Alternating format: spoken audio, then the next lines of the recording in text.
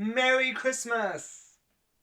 Okay, not quite yet, but it's safe to say that at least some of you in the audience are going to be getting a new PC this Christmas, and it's very likely that grandma or grandpa or auntie or uncle went to Best Buy and picked up whatever the Best Buy rep said was the best for gaming at a reasonable price, and we're going to take a look at your new Christmas PC today.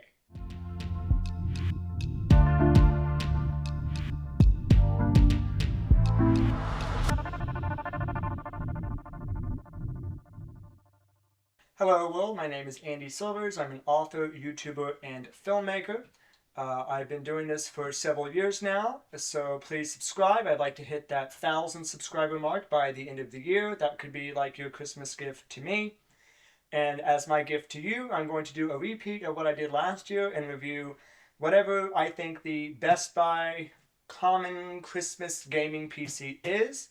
Last year, it was a Dell XPS desktop. However, I do think that with the rise in RGB sort of designs with the glass panels and the usual gamery aesthetic, that there's a good shot that your Best Buy rep will recommend something like this, roughly in the $1,000 range, that is perfect for little Susie or little Timmy to begin gaming at home. FYI, I am an author as well as a YouTuber. I have 4 books available now, including my brand new novel, Hoop Drama. All of these books are available in the description. They make a great Christmas gift or even Thanksgiving gift for yourself or for a loved one. Please check those out. There's an ebook available for all of them except for the Caterpillar book, which means you can get any of these books for less than $10, so I highly recommend checking those out. So, for those of you who are familiar with my work, I tend to like workstation type PCs in general, and I'm going to be reviewing a Lenovo laptop coming up pretty soon, so get subscribed for that. However, this CyberPower PC, which is a pre-built desktop, in my view represents a fairly expected configuration that you might expect from Best Buy for a teenager or even a young adult, maybe someone who's going off to college and needs something to game with. If you're familiar with the channel, you'll also be familiar with the fact that I am missing my arm. So that's going to make this video extremely awkward and uncomfortable. Okay, so it comes with a keyboard, a wired keyboard presumably, and a mouse, which is pretty snazzy. Now, of course, just because it comes with a keyboard and mouse doesn't mean the keyboard and mouse are of good quality. But if you bought the Dell 8950 or whatever it's called pre-built desktop, the Dell XPS desktop, you'll know that the keyboard and mouse included there were essentially e-waste. They were complete hogwash. Super cheap, super basic, not quite useless, but just not worth including. So this keyboard and mouse does appear to be a higher quality set. Oh gosh. Okay. Okay. This thing is a beast. And you know, I don't mind big PCs, especially like a big rack mount server or whatever. But this thing is enormous. And with the rise of small form factor PCs,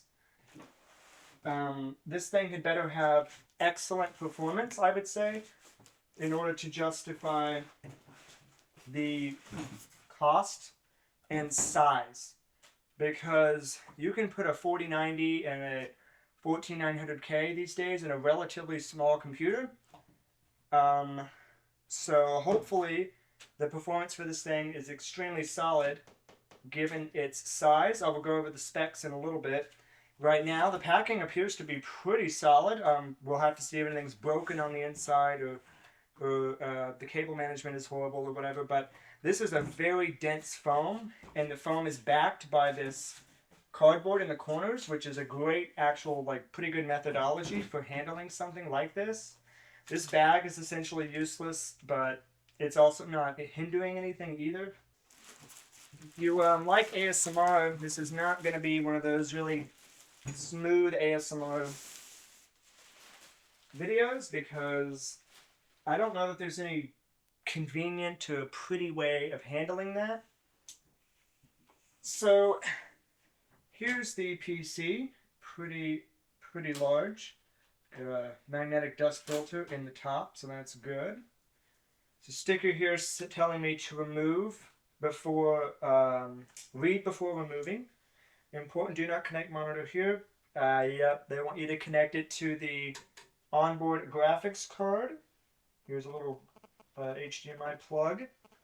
So I'm going to go ahead and pull off that warning sticker, if possible.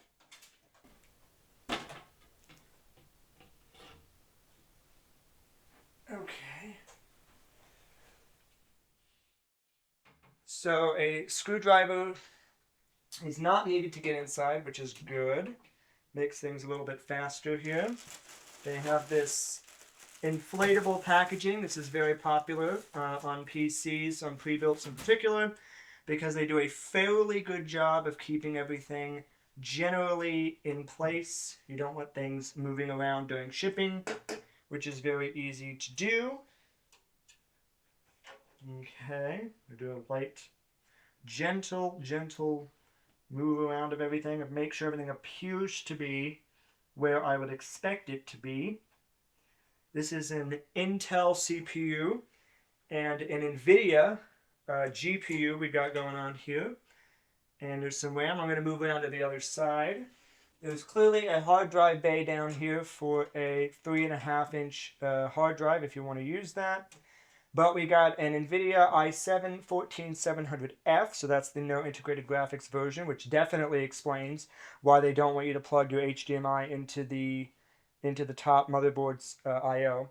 It's got a NVIDIA RTX 4060 Ti with 8 gigs of dedicated VRAM, and kind of hiding right over there underneath the CPU cooler is the 2 terabyte included SSD. It's a WD Blue, so kind of a budget SSD, but I believe it is in NVMe 4, so that's going to be more than fast enough.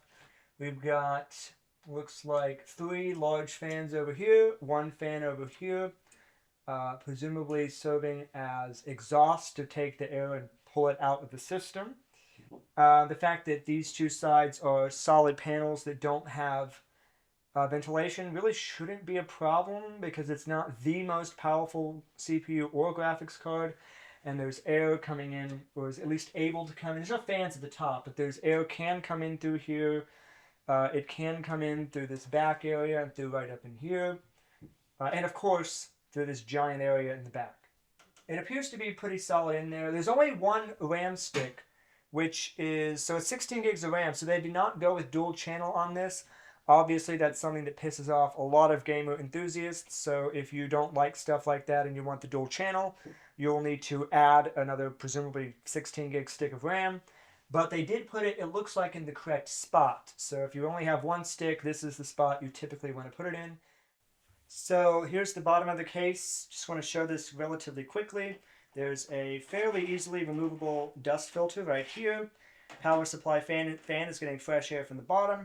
And a lot of the cables for this non-modular power supply are clearly tucked in here inside of this metal shroud so that you can't see them. It makes the build look quite a bit cleaner. So overall, I like it. I'm not 100% sure yet exactly how many watts the power supply is, but I will find out pretty soon. And I think now's a pretty good time to put the glass side panel back on and get the system up and running. Okay, this is going to be the very first boot up. We'll see what happens. The power button is on the top, as well as, I assume, a reset switch and 2 USB-As, a USB-C, and a headphone, I assume headphone microphone combo jack. Let's go ahead and flip it on. Alright, so we have a successful first boot into Windows 11. So that means that the RAM is seated properly, the CPU appears to be seated properly, although we'll find out for certain a little bit later. You're going to want to absolutely make sure that you say yes to this. So I don't want to make any definitive claims, but my understanding is that what happened was with my old computer, and I never made a video about this, but with my old computer, it was a fully custom build, right? So it did not have Windows 11 on it or anything. So I had to put the operating system on. And I put the operating system on and I did as many Windows updates as I could, but I did something wrong to the point where the driver for the actual graphics was not the NVIDIA, oh no, for the NVIDIA card, the NVIDIA driver was there. But for the integrated AMD Radeon graphics, the driver was not there. Instead, I think it said something like generic Microsoft display adapter. And that was causing a just wreaking havoc on the display. U2 was a mess. Everything was a mess. And so what I did was I basically was forced to just reboot the entire computer because it was in such horrible shape due to the integrated graphics driver. And so on MSI motherboards, at least, I can't speak for all motherboard manufacturers, but this pop-up is crucial that you install this stuff because this helps to guarantee that the correct driver is being installed right off the bat. Sure, you can fix it later, but this pop-up, my understanding is that it only pops up like once. This is not something that pops up every time you boot the system to recommend you install stuff. Alright, so after about 47 years of updates and such, we are fully into Windows 11.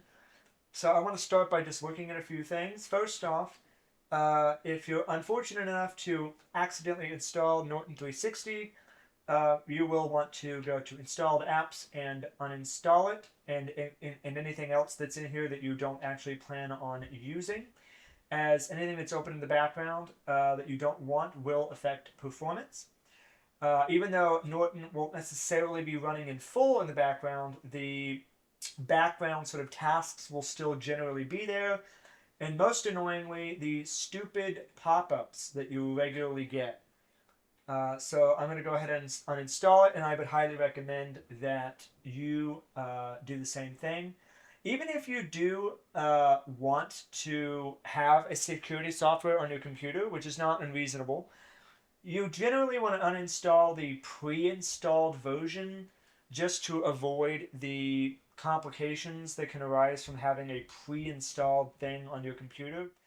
So if you couldn't tell this was an MSI motherboard, they make it blatantly obvious for you. They actually changed the desktop wallpaper from the default to this beautiful advertisement. So that's exciting. And I have it automatically launched the MSI Center, so I will have to wait for that. But in the meantime, I can check here under apps, verify that Microsoft 360 is not open, or that Norton 360 rather is not installed anymore. And it would behoove you to go under the app options. So for example, the weather app, I can go here to advanced and make sure that never background app permissions. These will affect gaming performance when things you never use and don't care about are running in the background. Particularly things like Microsoft Teams, if that's on here. Same with Xbox. I mean, you may use Xbox, but you don't necessarily want it just running in the background whenever it feels like it. So that's sort of my point. You generally want to prohibit things from running in the background that are not things you're personally, regularly going to be using, especially if they are a larger piece of software. So before the setup of a new PC can truly be complete, it makes sense to go into the UEFI BIOS to see how everything is set up. I don't claim to be Steve from Gamers Nexus. I'm not going to claim to know every teeny tiny thing about profiles, voltage offsets, and so on and so forth. But it is relevant to just go here and see if everything appears to be set up properly. Like under the memory is the memory frequency, what it should be for the memory that you have. If you have DDR5 5600 RAM and it's set to 4800 megahertz speed, then obviously you're not taking full advantage of the memory, and you want to make sure that it is set properly, and the BIOS is a way to do that. So it is a good idea to do that. Right now it is set to XMP is enabled profile 1, which is what you want. So that's really nice to see that it is actually set properly out of the box. In here you can change the CPU cooler settings. However, it is not recommended to change this until you've done a prolonged benchmark on the CPU in the first place to see if the cooler is actually adequate. If the cooler is not adequate at maintaining proper temperatures on your system, then going in here and cranking the CPU to the maximum is not going to be a good idea because you're not actually going to get the performance that you should be getting for the system. The power supply is actually proprietary. It didn't look super proprietary, but it does appear to be a proprietary CyberPower design based on the lack of any labels on the power supply. It is 850 watts, which is really solid because that means you should be able to upgrade the GPU up to maybe even a 4080, honestly, without any real issues. If you want to do 3090 Ti or 4090, you probably will need to upgrade the power supply, but it's worth noting that. As for the early tests, Cinebench R24 produced pretty solid scores across the board. The multi-core for the CPU, which remember is a 14700F, 20-core, was 1177, which is very solid for this particular chip. The single core was 124, which is within reason, and the GPU was about 12,200. So the comparison there would be the Radeon 6900 XT. So as far as power and performance goes, when doing the Cinebench multi-core test for the CPU, the power draw spiked 219 watts initially and then settled down at around 65. In fact, it was pretty much a flat 65 for the duration of the rest of the test. It was just that first minute-ish where it was at around 200 watts, but then it settled down. And the temperature also spiked to 86 degrees Celsius and then settled at around 45 to 50 for most of the test.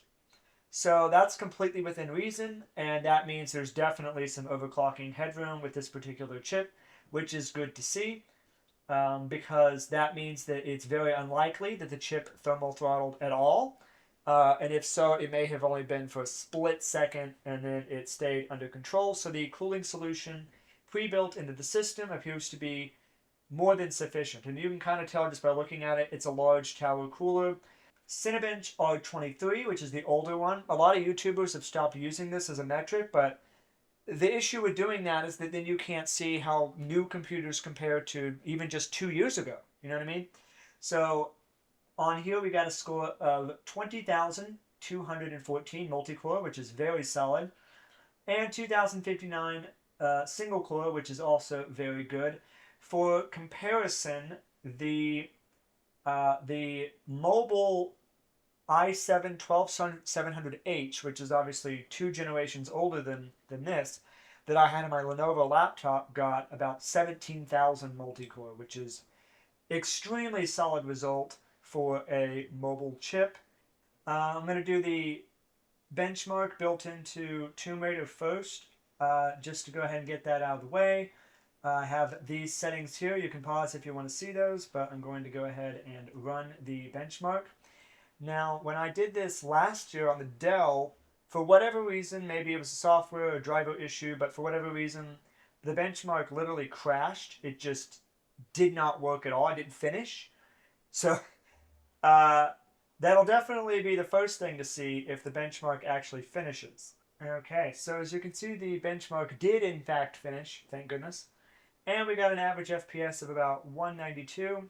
This is in 1920 by 1200, so fairly solid performance there. Nothing spectacular, but nothing terrible either. Alright, the second run is complete at the 1600p resolution with all other settings being the same. And the average FPS was about 137.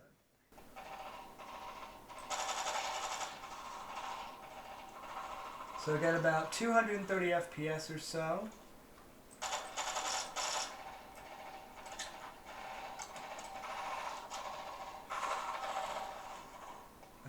15% CPU utilization, 89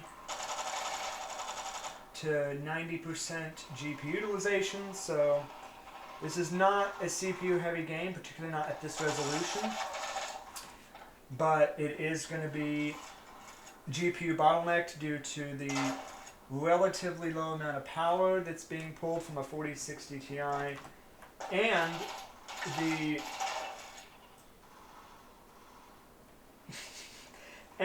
the relatively low amount of VRAM. Now this game is not very demanding, which is why you can easily get upwards of 200 frames per second.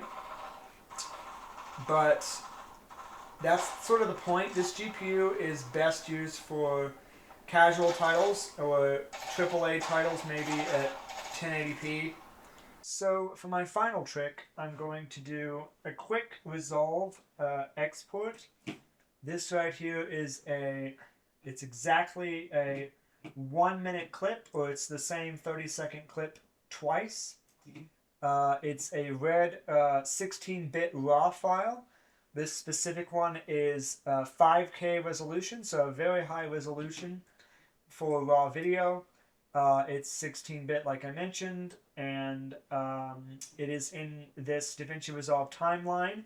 The timeline is UHD 3840 by 2160, and this is not a LUT, but is instead a custom color grade. Nothing fancy, and it's not the exact same from the film, but it is a custom color grade. So if we click play, we can see the timeline.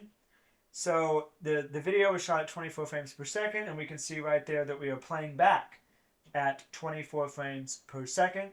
So that indicates that there are no dropped frames. So the GPU and CPU are clearly doing their job. If we pop open hardware info to see exactly what's going on behind the scenes, we can get a slightly better picture for the performance that we've got going on here. So I'm going to set it back to the beginning of the timeline. Alright. So we got about 51 degrees Celsius on the CPU. We got about roughly 3.7, 3.8 gigahertz in general. 65 watt package power. I'm going to reset the clock real quick. Okay, still about 64 watts package power, so that's pretty substantial. And we're going to go down here and see what the GPU is doing. So the GPU is pulling roughly 72 watts right now. That is like actually kind of a surprise for me because we're not rendering at the moment. We're just scrubbing through a timeline. The GPU temperature is completely reasonable, 53 degrees Celsius. See the CPU, also reasonable at around 52, 51 degrees Celsius. So now what we're going to do is we're going to do a render. We're going to do MP4 H.265. It's going to be in the resolution of Ultra HD, so we're essentially down-resing the clip from its original 5K to Ultra HD. We're not going to include audio because there's not really any point, because the audio is just the scratch track from the camera. So we're going to do, like I said, this red raw render. We're going to go ahead and click, actually I want to make sure I can see the entire timeline in one thing. Render all. And we're going to see the performance as this happens. So we jumped to 100 watts on the CPU. Now it's 97. All right. And then the GPU, the 4060 Ti, it appears to be at around 47 degrees Celsius right now. And now the render is complete. It was able to do it in 1 minute and 29 seconds, which is completely reasonable. So that is very impressive. I wanted to take the SSD that's in here and run a quick benchmark on the speed. It is a 2 terabyte SSD that comes with this particular unit, though presumably the capacity will vary depending upon the configuration, the performance level that you purchased. As for this drive, the speeds are reasonably fast, but they are not class leading. This is supposed to be a Gen 4 drive, and I think it is. I've definitely seen a lot faster. Yeah, WD Blue. So that tends to be WD's, I think, budget range. I'm here to have fun. I'm here to entertain, and I'm going to go into the performance setting and set the CPU to pull more watts if the system allows for it. It's what you might call a quick and dirty overclock, sort of, kinda, and just see what happens. What I'm gonna do is cooler tuning. I'm gonna change it. No, I'm not gonna change it to unlimited. I'm gonna change it to performance instead. Warning. Let's see. May void the product warranty. So we're going to exit and save just that one main change, basically.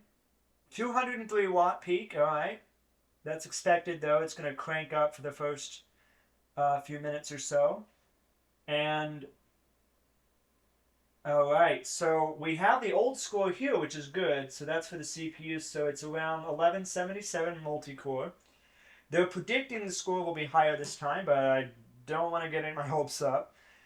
All right, right now it's, oh wow. Oh wow, we're pulling about 220 watts for the CPU. What's the temperatures? Okay, so the core temperature, so it spiked to 100 degrees Celsius very quickly, which did not happen last time. But again, that's not a surprise.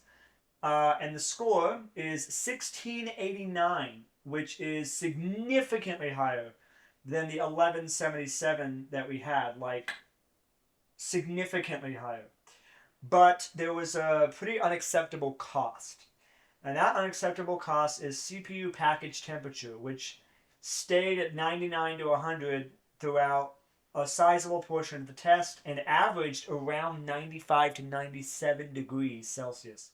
So the long and short duration power limits are 253 watts each. They're both the same number. But I thought, what if I change the short duration to 200 watts, so it can't go above 200, and the long duration to 150?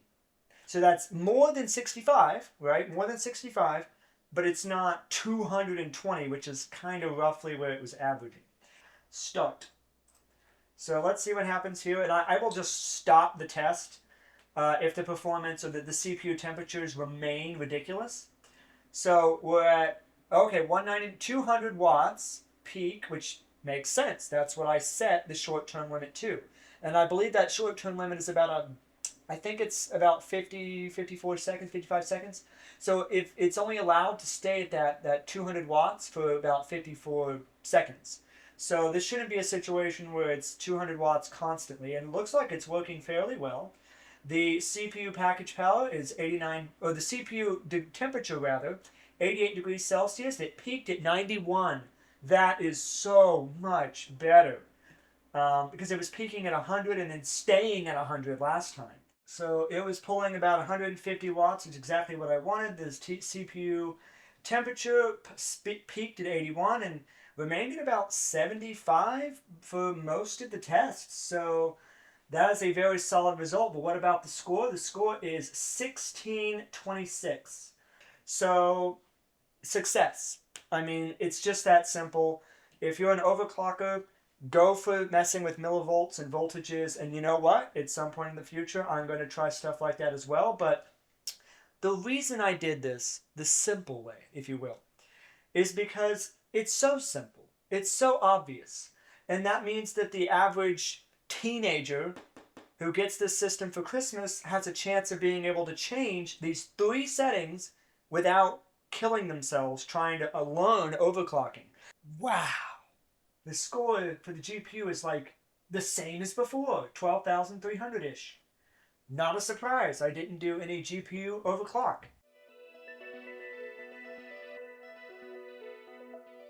So I decided to go with Best Buy as they have a fair amount of mainstream options available and they have regular sales. And in fact, this PC was on sale for $1089, brand new at the time of purchase, with the specs that I mentioned at the beginning of the video.